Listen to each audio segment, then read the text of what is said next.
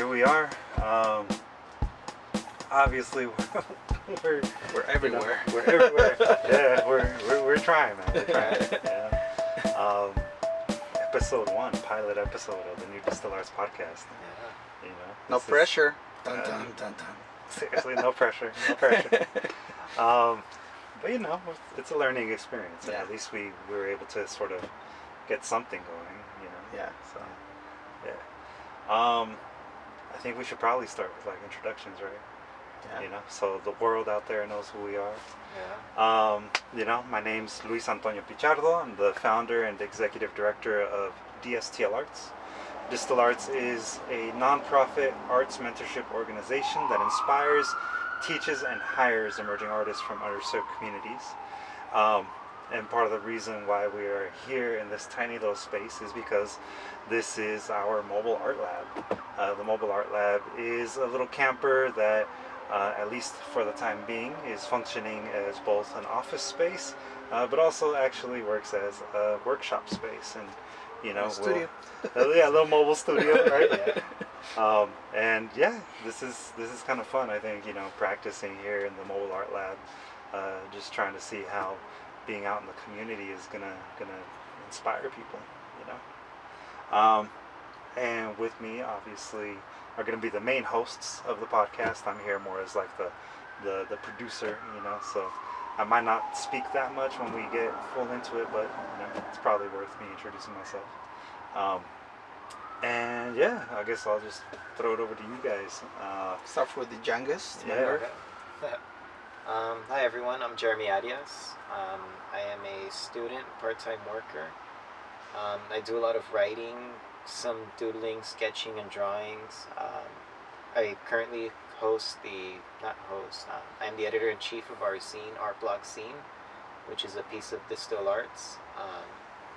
What we do is we gather pretty much art from people in Los Angeles, different artists, ages 16 and up. We put out a theme that we first want to get people inspired for creating, and then from there we just see what the artists around Los Angeles have to offer and what they, pretty much how they can depict their world into our zine through their art. Some of our themes have been time of need. Right now we have one. I blanked on it. That's fine. It's alright, man. Yeah, I know, don't think about the cameras or the Yeah. mics, even though they're everywhere. Yeah. We're always under surveillance. Yeah. True. Big brother. Yeah. Oh, and so my name is Jaramillo, and I've been a DSTL Arts member for a while already. Started volunteering. I have done lectures, teaching, and a couple of art pieces. I also do photography, gardening, anything basically. That's all the. I like how you threw gardening in there. Yeah, man. Hey? It's planting seeds everywhere, man. That's the whole point. Figurative and Yeah. Nice. So yeah, a little bit of everything, and today we're actually doing a podcast. So yeah, that's my resume, doing everything. El mil usos. Yeah, exactly. Yeah, man. Feeling it. So you guys have any questions you're gonna start with to get this fire? Yeah. Well, you know, being that this is our introductory episode, you know, I think that one of the things that I obviously wanted to kind of mention, which didn't hit me actually until earlier this week. This month and actually next week marks actually 9 years of DSTL Arts being here and in LA, Wow. yeah, and in Congratulations. existence. Wow. Yeah. Thanks for telling me that I'm old. Well, it's good that you asked. You said that because that was one of my questions. Since it's kind of ties in with that. It's like, how did you conceive the idea of DSTL Arts? What is the beginning of this? Yeah. Well, you know, I've been an artist for basically all my life. You know, I consider myself an artist, and I've been working in the nonprofit sector since I was 18 years old, actually. And when I first started off in the nonprofit world, I started off as a tutor, thinking that I wanted to at some point become a teacher. Yeah. But you know, things happened over time. You know, I learned the difference between the formal education system, and I because I was in the nonprofit world, I learned all the different ways in which people learn. Yes. And one of the things that really stood out to me was that there are a lot of nonprofits out there that do art, and they do art for kids. Most, Yeah. almost everything is about kids, and if it's not about kids, it's about veterans, and if it's not about veterans, it's about seniors. But there's never any kind of art programming middle ground, right? Like the people that want to actually become artists for their career. And because I was already, in the work readiness sector in the nonprofit world, I was teaching youth how to basically find jobs by, building a resume, interviewing, all of that stuff.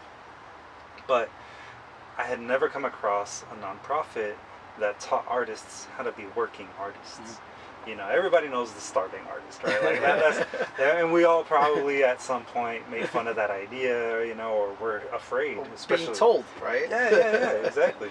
I mean, because that's like, look, when I started actually at community college, at first I didn't want to go to school, right? Yeah. I'd never had plans on actually going to college.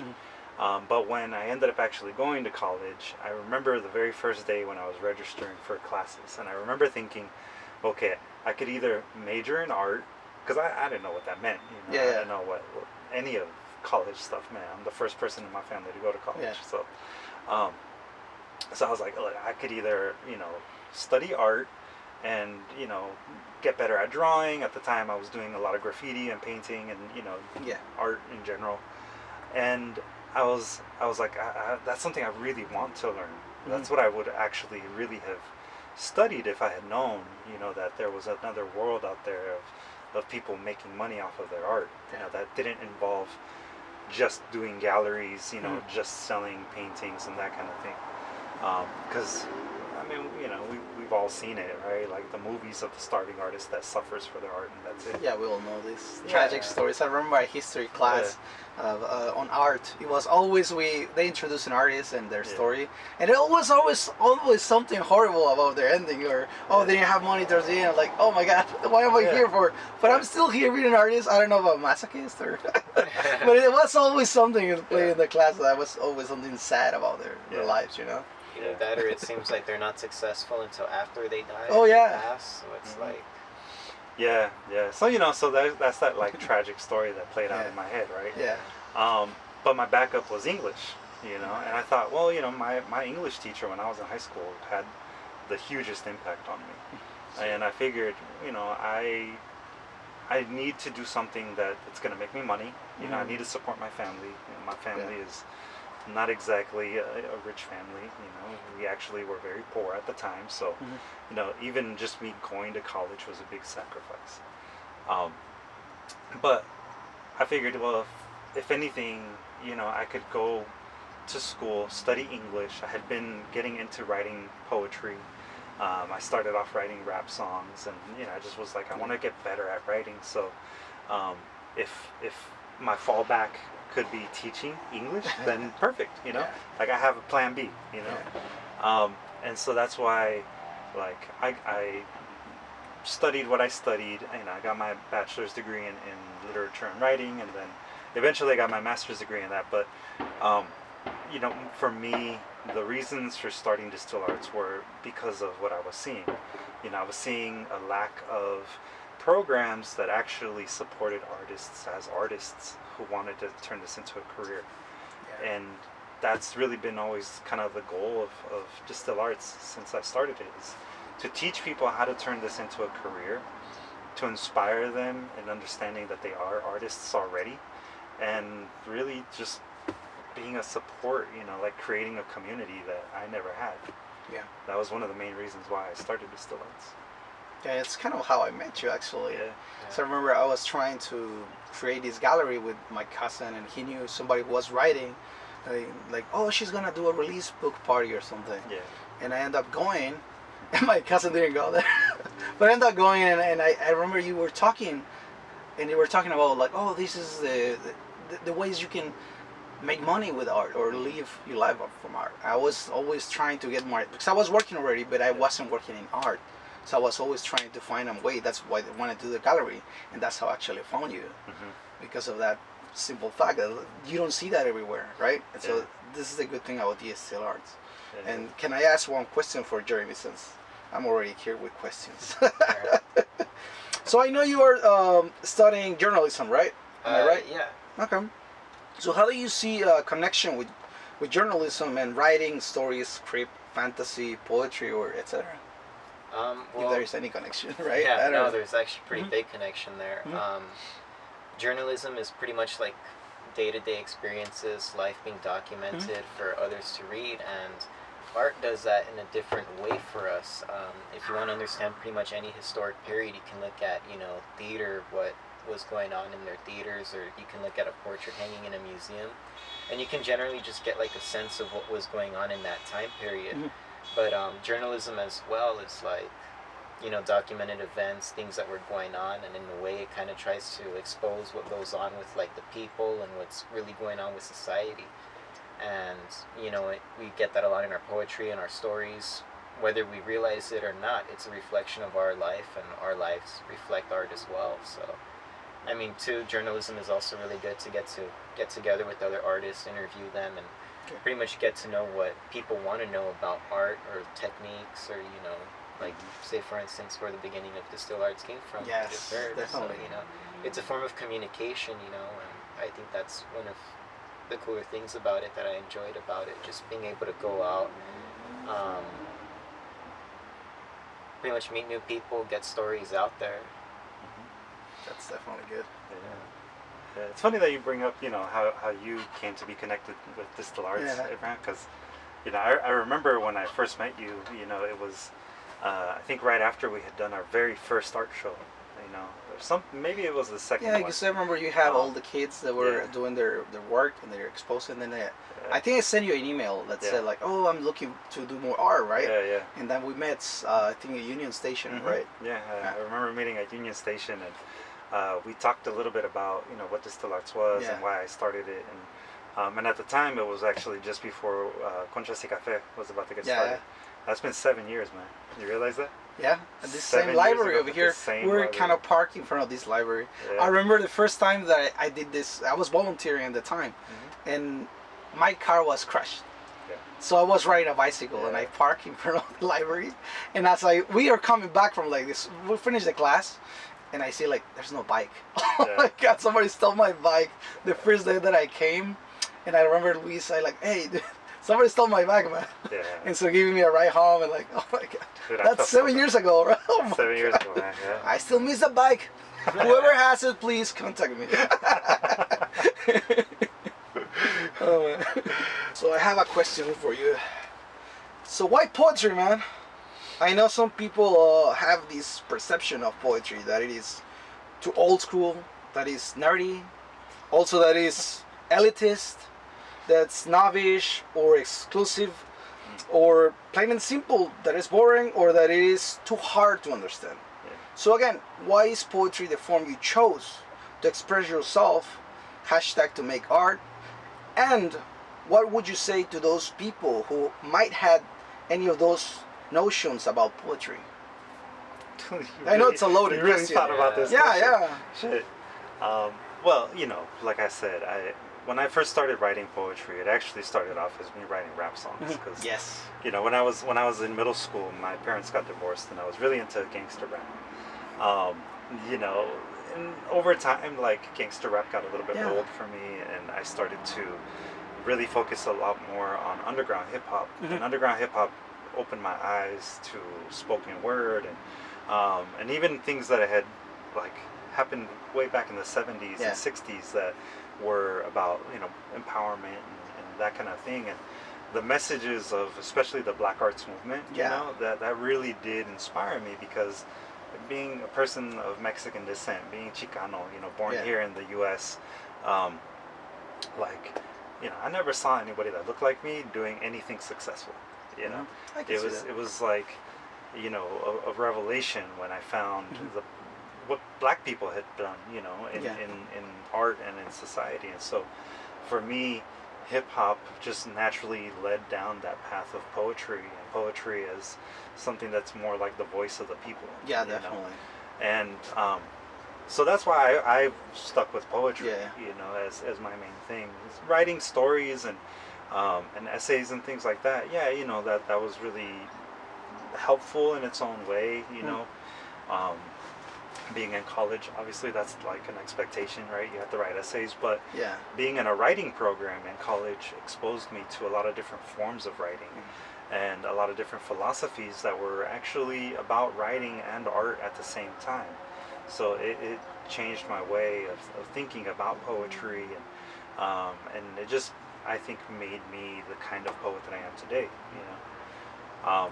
So And- just to continue with the question, because I know it's a long one, what would you say to those people who I don't think they feel poetry yet? Maybe they were not exposed, or they think something other than. Because I think everybody here, like in the room right now, we have experienced poetry, Yeah. so we know it and we like it. But there's a lot of people who don't. So what would Yeah. you say to those people who haven't had the experience? I guess. I would say that, you know, poetry is one of those things that Mhm. it's actually not as complicated as it might seem, you know, as long as, and this is probably true of all art, you know, Yeah. as long as you get some sort of emotional connection to it, I think that, you know, it's doing its job. It's an effective piece of work. I've really, over the last year, have come to really believe that there's no such thing as good or bad art. It's just effective or not effective yet.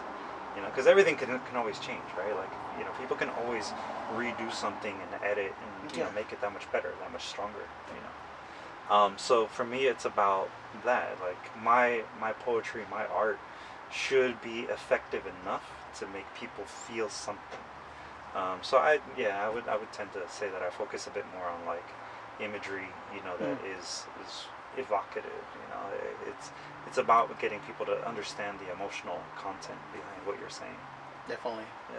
And again, for me, I always suggest people to go an open mic and see, because again, it's a lot of different poetry as well, right? It's Yeah. like music. You have country, rock. Yeah. You're gonna find something that you like, most likely.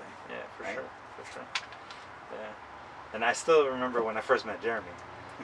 You know, Jeremy was still in high school. You were in 11th grade, right? Yeah, I was a junior at the Yeah. time. Yeah. And, you know, I'm actually curious to know, you know, at the time, you know, you being an 11th grader, what did it mean for you to join our program?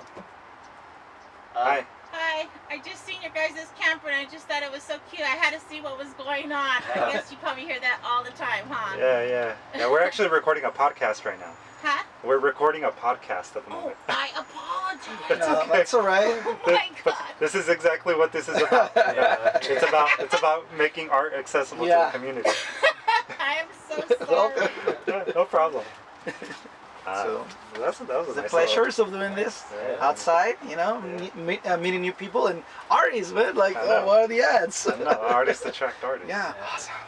Maybe that was one of the. Well, actually, no. I mean, that's probably going back to Jeremy's introduction to DSTL Arts. We're all meeting here. Yeah. Yeah, I mean, for me, I pretty much started with art because as a kid, like, my household was a little tense. So really, the only escapes I had was like with schoolwork, with reading or something. You know, like if my parents needed something from me and I was reading or doing homework, like they'd be like, "Oh no, just leave him alone." You know, like he's doing something that'll better himself. And so that kind of just became my escape, reading. And then from there, it just branched out to me getting these crazy ideas for books, wanting to write, and that was kind of what motivated me, was to pretty much, start creating these adventures of my own, basically on paper. And that kind of just kept branching out and growing, and I ended up in a high school I really didn't like, where I felt like I was a little ahead of the curve, so I started writing on my free time there. And I had a teacher that was like, "Hey, I can set you up with this organization. It's a nonprofit, and can probably get some of your writing there published." So I started going to these workshops after school with Luis. Here is when we met, and I was getting some ideas checked out before I eventually started writing what would be my first published book. It was called Like Many Others, but yeah, that was pretty much how we got to meeting. There was a bunch of different things. I remember like a photography workshop that was there where I learned about like earlier compositional stuff with cameras, and my family would always just give me the camera anytime we'd go out. So I was like the designated cameraman. Yes. So ever since that workshop, like I started seeing pretty much like scenes and areas differently. You start to see the world different once you have a camera in your hand. So I remember that was kind of like what woke me up a little more to like elements of photography as well. So it's just a lot of writing and taking pictures from there. And now I'm here. Yeah, Awesome. yeah. You know, from student to Yeah. now staff member. You know, Yeah. like I mean, you know, it was not like an accident. You know that we stayed in touch and you know, eventually that you were brought on as editor in chief for Art Block. You know, because yeah, I always recognized in you, man. Like you definitely have the drive to be an artist and to really tell stories that matter. You know. And to me, that's like one of the reasons why, you know, both of you are still, you know, here with DSTL Arts. You know, it's been many years actually, like 7 years in the case of Abraham, and with you, Jeremy, it's I think like 6. Yeah, I think so. When That I was sounds about 16. right. I know. Just kidding. Stay away. It's good that you mentioned your school system. Like I had a question for you also that you know that's a lot of school systems that don't have a lot of budget, and they end up with teachers that either don't care or they're sleeping in class or they don't. Well, they're. I have one of those teachers, Yeah. by the way. Oh, they don't encourage their students, so they don't feel like they're pushing it because I don't know what's going on with the system. Do you have any ideas of how to fix it or any experiences besides that to help our system, like programs like DSTL Arts? I don't know. I mean, I would say like it's my opinion, and there's like some factual basis to it that Yeah, definitely. our underfunded schools are by design because like they say our prison systems are run by the same people that do the school systems, so it kind of goes hand in hand that we're not really given these opportunities to flourish and really get to know ourselves. I feel like our schools kind of just get us ready to put us in line for a workforce, and I mean that's essentially what our government and capitalism wants to breed. So I feel like if anything in art or like independent teaching, you know, you have that one teacher, one or two teachers that really inspire you to do better. And I feel like that's what we need more of. But since our teachers don't really get paid more, it's not a competitive field, so we don't really get this quality education until we get programs like DSTL Arts or people that just sprout up these different things and ideas and really want to inspire. I feel like our teachers are very undervalued in our society. Definitely. And I think that's one of the big reasons why we have an education problem, because, you know, it's just not funded, there's no money in it, so, you know, we have what we have right now where we got teachers falling asleep in classes, students don't really want to go to school, you know, so, That's a good answer. pretty much it. Yeah, I mean, you know, that's definitely a complicated thing. You Yeah, know? it is. But since you have been in school here, you as well, Luis, so we definitely have a first-hand experience, and also you have worked through organizations, and I have met many teachers like besides you guys, like, and they tell me the stories. Either they sometimes retire early because they don't want to deal with this system, basically, like you were saying. Maybe they even like being teachers, but the fact that school systems have their own curriculum or their own ways of testing, especially testing, they don't want to continue it, and that's a sad thing because we're losing good teachers and we end up with bad teachers. And that's why I asked that, because that's the whole point of this thing, like having people who are inspiring other people, other artists in this case, to be better and to find other sources. If you don't find it in your own school, maybe there's programs like the DSTL Arts that you can attend to, you know? Yeah. I think, you know, it's a very complicated issue, you know, and I think that what would probably really, I don't know, maybe change the outlook on art in general is for art to be integrated in a way that actually shows it as a career, you know? Or value it. Yeah. Like people sometimes don't even want to pay for art. It's like, I know. it becomes this kind of a like, oh, it's just a show that you can just go for free or don't. You have to support art, like either buying it, consuming it, or propagating it, you know, or teaching it. Yeah, you know. And that's like a major shift in society. Yeah, You know, we're doing our little part, right? That's the whole point. Yeah. You gotta be the change. Yeah. Yeah, you know, and I think it's important that we at least like try to model, you know, what we value.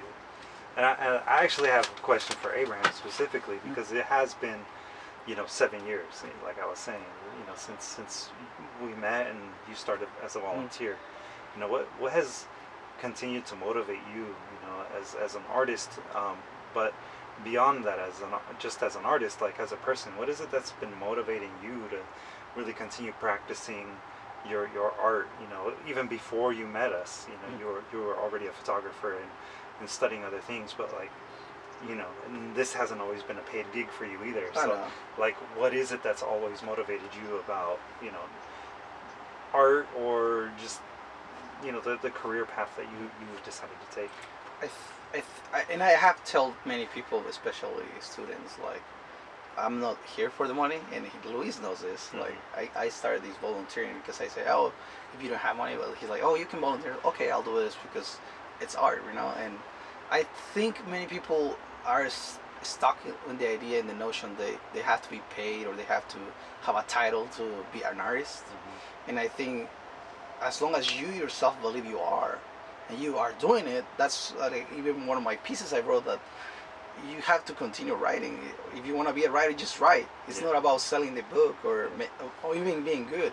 It's the fact that you're writing, you're finding that motivation. And I think the motivation should be art, not the career or the money. Mm-hmm. And I know we all need money a lot, and you can find ways, but don't get stuck on that.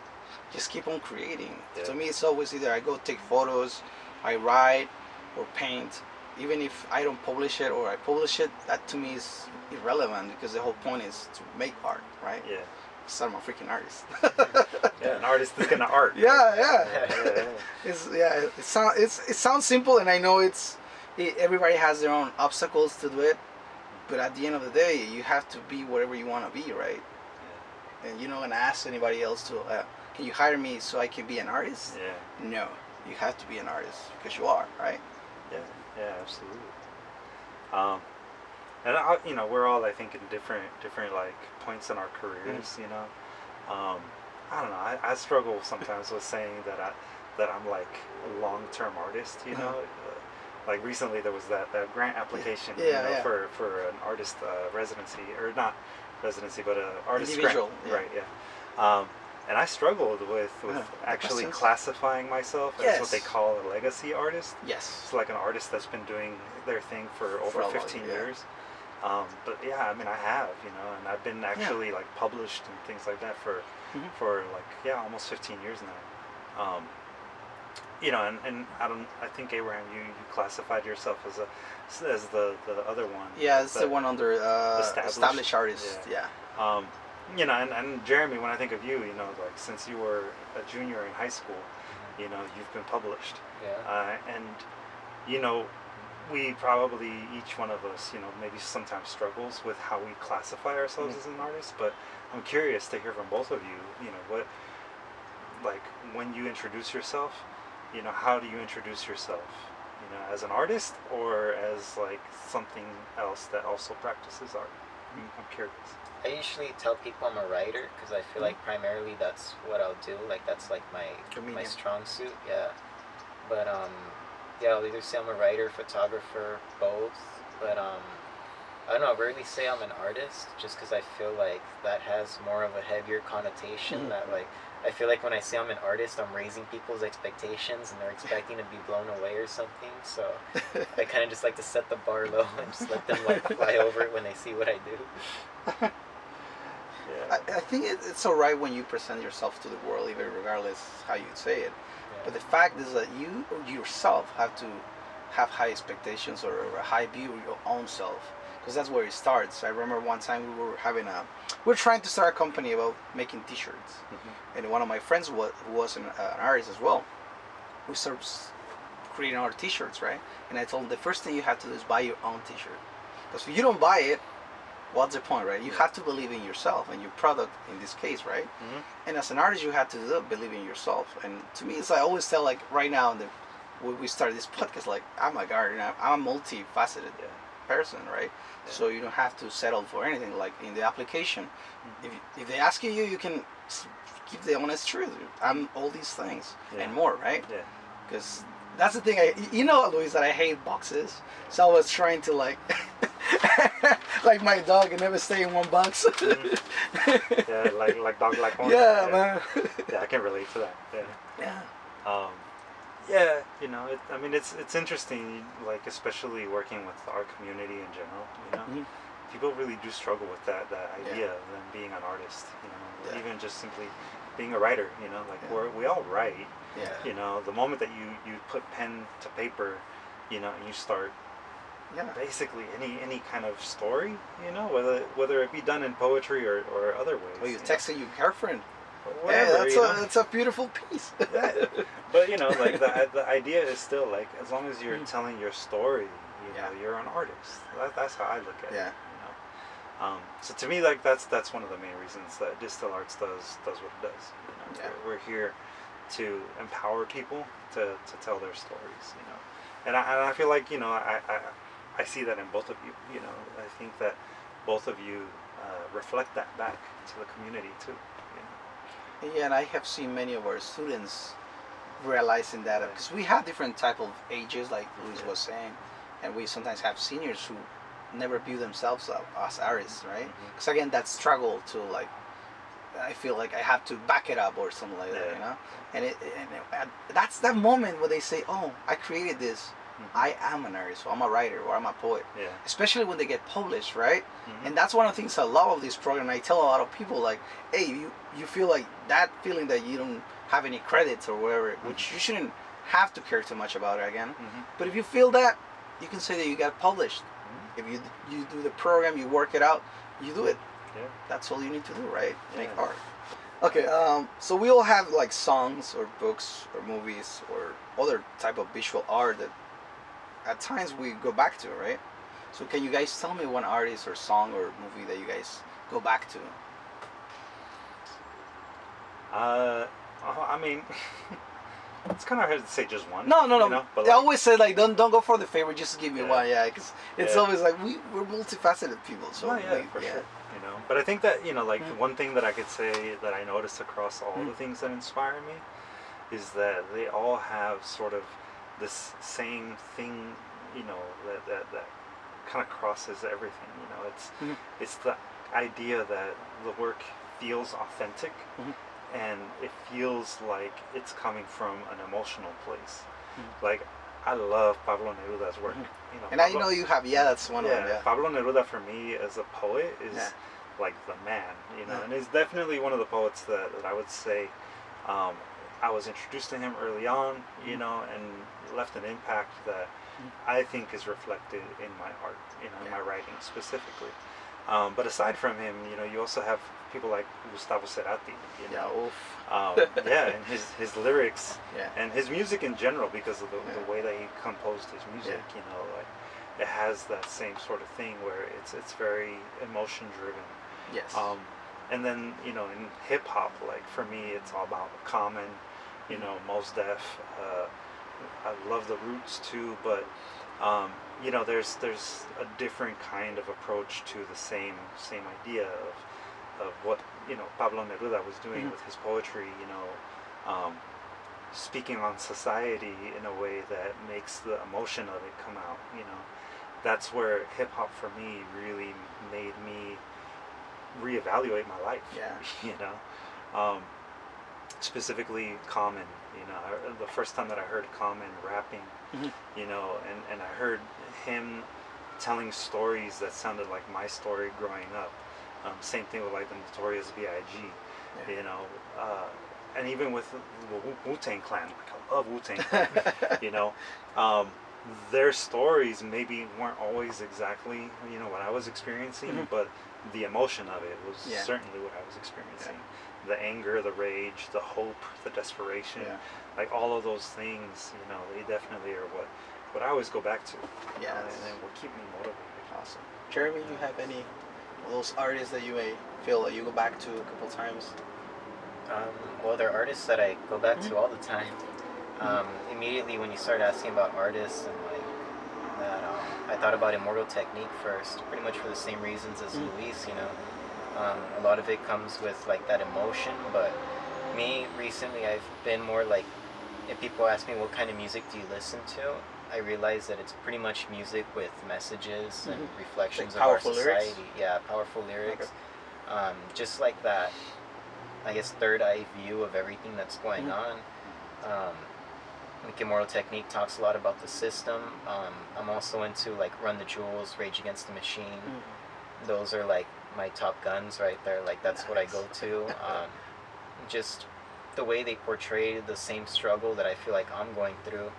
It's happening to different people. I mean, like Run the Jewels is Killer Mike and LP. There's one black, one white, but they're talking about things that I myself as a Latino experienced too, and I kind of grew up and I'm just seeing it like from a different eye, and it's kind of like seeing things at a different angle. You kind of, I don't know, like it's relatable, like we're all in the same struggle, but we all have a different way of explaining it, and there's just like an interconnectedness there that I feel with it, so it feels like, you know, kind of part of something with that, and that's really what inspires me right now a lot, to like do my work and pretty much to be active, I guess. Yeah, definitely. What about for you? Oh, for me, I always like turn back to the muralist, for like Mexican muralist. And I asked why do you come back to that, and it's because I find myself like when I was young, I was like, oh, that looks nice, right? And then as I go back and revisit the pieces of the work, I'm like, oh, this technique over here looks, I can understand it through the eyes of drawing or painting it. And then if I go back now, that's which I have done, it's like, oh, how did the artists behave in this cultural context? So revisiting work, it kind of changes the meaning so fast, because like he was saying, what angle you're visiting from, right? Like when you were younger, when you were an adult or older, and I mean, the art changes so fast. So that's what I find so fascinating. Like either a song, you're like, okay, this sounds good, and then go, oh, it's so heartbroken, and then you think like, oh, the lyrics or the music goes so well because you experience it differently, right? So that's what I asked that question for. So pretty good, guys. I like art, man. Yeah, art, dude. Shit. Yeah, man. Cool. Well, yeah. I mean, I think, yeah, we're probably at a good spot where we can start wrapping up. I mean, I'm somebody gonna drop a beat. No, but I tried. Yeah. You know, I'm glad that we're trying this. You know, I think that this is going to be a really interesting way for us to, you know, reach more people. You know, serve the mission of DSTL Arts, like we talked about before when we were planning this. You know, it's I think a good opportunity for us to make art more accessible. You know, and to, I hope, inspire people to feel like they can, you know, turn art into a career. You know? Yeah, definitely. There's not enough of that. I don't think there's enough people that talk about that, you know. And so part of what we hope we do, right, with this podcast is bring on other artists to talk about, you know, what inspires them and why they've chosen this path, and, you know, hopefully provide some resources at the end, you know, to get people, you know, down that path, right, as emerging artists or otherwise. So those are my final closing remarks. You know, you two are, like I said, are going to be the main hosts, you know, moving forward. But, you know, y'all got anything you want to say before we close off the recording? All right. I'm excited to see how the podcast grows. I mean, this is just our pilot episode for now. And just from experience listening to other podcasts, usually from the pilot to like episode 100, usually the show's a little different. So I'm excited to see how we're going to change what we're going to do and how we can inspire people. One of my favorite things about working with DSTL Arts is just seeing the impact that I can make on other people. And, you know, it's like when I'm sitting down writing, you know, I don't really think, you know, this is going to hit someone like this. I'm going to get this response from people. It's not until afterwards that people start telling me their experience that, you know, kind of reignites that flame. So I'm really excited to see what we do and how we keep pulling this off. And for me, it's like for all the artists that are outside and doing your thing, just remember you can always do something differently. Keep on working at it. The whole point is that, like, be happy doing your art and find a way, right? You're gonna find a way. Yeah, that's the fact right there. You know, an artist is always gonna art, right? You're gonna find a way. Yeah. So, cool. Well, yeah. Thank y'all for watching. Those of you that end up watching, you know, the podcast vlog edition, and those of you that have been listening, you know, that are going to be listening to the audio only, you know, thanks for sitting through it with us for the first episode. Yeah. So yeah. Yeah. I don't have a fancy tagline, man. You gotta come up with that. We hit the titles. Rolling the titles. Roll screen. Yeah. Roll credits. Yeah. We did the Star Wars ones. Right, exactly. All right, y'all. So yeah, thanks. Thanks for listening.